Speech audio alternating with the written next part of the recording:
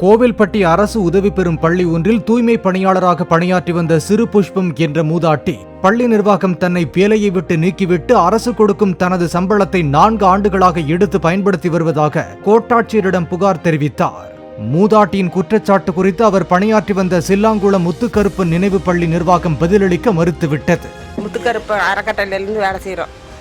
பள்ளிக்கூடத்துலேருந்து தூக்குறதுக்கு எனக்கு வேலையை போட்டு கொடுத்துருக்காரு. என் மகளுக்கு சமையலாளர் வேலை செஞ்சுக்கிட்டே ஒரு 10 வருஷமாக வேலை செஞ்சுக்கிட்டு இருந்தோம். வேலை செஞ்சுக்கிட்டு இருக்கும்போதே திடீர்னு எங்களை வேலையை விட்டு நிப்பாட்டிட்டாங்க.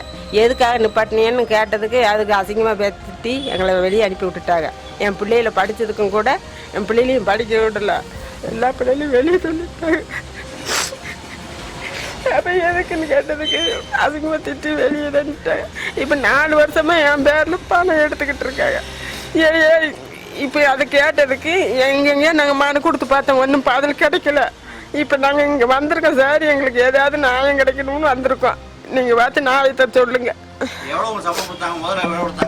முதல்ல 6000 ரூபா தான் கொடுத்தாங்க.